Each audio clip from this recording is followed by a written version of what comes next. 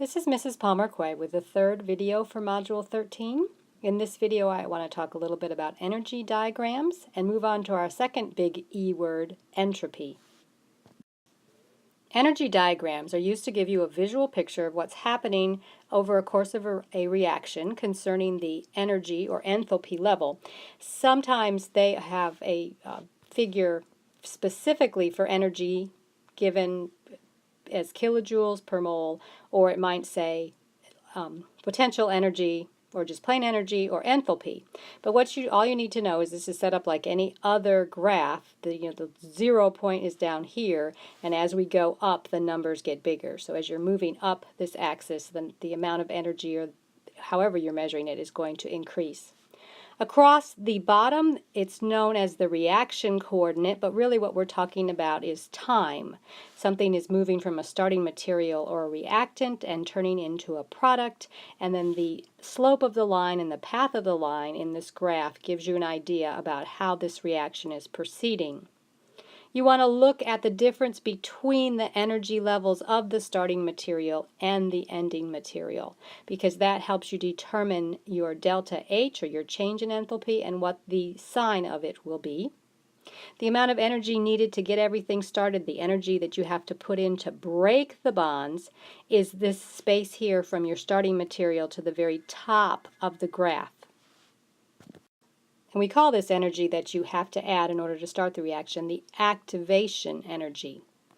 And then the point at which all of the energy has been added, all of the bonds have been broken that need to be broken, then the reactants are known to be in the transition state.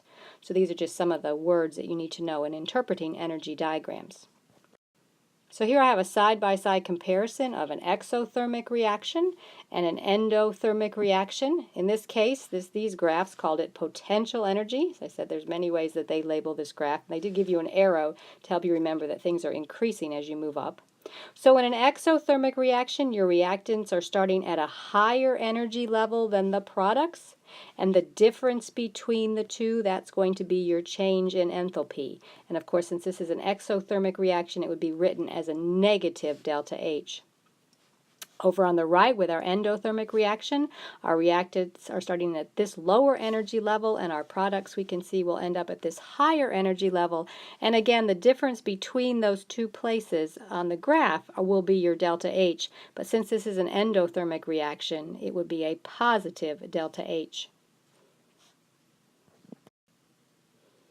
Enthalpy and entropy, these two important E words, are the driving forces of all chemical reactions. Those are the things that make chemical reactions happen. We've been talking about enthalpy, and that reactions are more likely to occur when the products end up in a lower energy state than they are as reactants. And so I found some little pictures of feet. You can imagine, this is a high energy state standing on tiptoe, and we all prefer to stay flat-footed instead of having to walk around on tiptoe all day, because it is in a lower energy state. So in the chemical world, it's like going from being on tiptoe and down to more relaxed standing on your feet. Exothermic reactions have a negative delta H because they give energy out into the environment because they don't need it anymore. Their own enthalpy level is lower, so this negative sign is saying it's a lower level, and they just throw it off, give it away, they don't need it anymore. Entropy, this other big E word, is talking about how disordered something is. Reactions are more likely to occur if the products are more disordered or more random than the reactants. So generally this means that the products will have a higher kinetic energy, which is shown as a higher temperature, since temperature is a measure of the average kinetic energy of a substance. And it usually means that they're in a higher energy state of matter. So it's gone from a solid to a liquid, or a liquid to a gas, because a liquid has a higher energy level than a solid, a gas has a higher energy level than a liquid. A substance also has more disorder, more randomness when it is broken into more parts. So when an ionic compound goes into solution and breaks down into ions, that is a solution where there's more disorder occurring because it has broken into more parts. And in general, when products have more molecules in their side of the equation than on the reactant side, then more disorder is happening. One exception to that is when something is being turned from a gas into a solid, and that's because it's going from a higher energy state of matter to a lower energy state of matter. So when we're talking about changes in entropy, changes in the level of disorder, we write it as a delta S. So you think disorder. And as a substance increases in entropy and becomes more disordered, it is a positive delta S. An example of this would be some of ice melting, moving from solid to liquid. It is going from a lower energy state of matter to a higher one, and so it is becoming more disordered, or as you dissolve a solid to make a solution. In contrast, a decrease in entropy, a decrease in disorder, which means more orderliness, is a negative delta S. And so freezing water to ice would be seen as a decrease in entropy, a more ordered result, or creating a solid precipitate from mixing together two solutions. We have tables that can give us the standard absolute entropy of substances.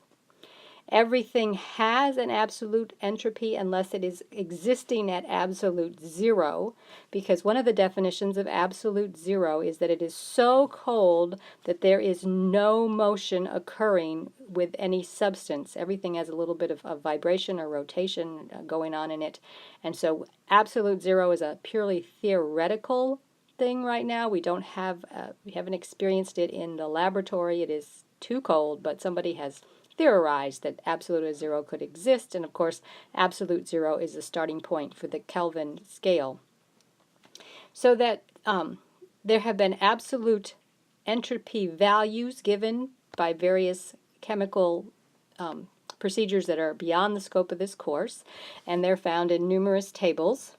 And so you can use a formula very similar to the one that you used with the standard enthalpy of formation if you want to calculate a change in the entropy of a reaction. If you have these tables, then you can take the sum of the standard entropies of the products and subtract from it the sum of the standard enthalpies of the reactants. It's just really plugging in the numbers. Make sure you always start with a balanced equation because sometimes you'll have to multiply. And you also want to notice that the units, and I know this is fuzzy, but it is in your book, the units for entropy are usually joules per mole times Kelvin. It's not kilojoules per mole like you see with your enthalpy. So if you're doing a problem like we're going to get to Gibbs free energy in the next video, and if you're having to calculate something where you have numbers both for standard enthalpy and standard entropy, you're going to have to change your entropy so that it is kilojoules, not just joules. So that's all I needed to cover in this video. The next video for this unit talks about Gibbs free energy, and we'll be working with enthalpy and entropy and temperature and making some predictions about whether a reaction is spontaneous or not.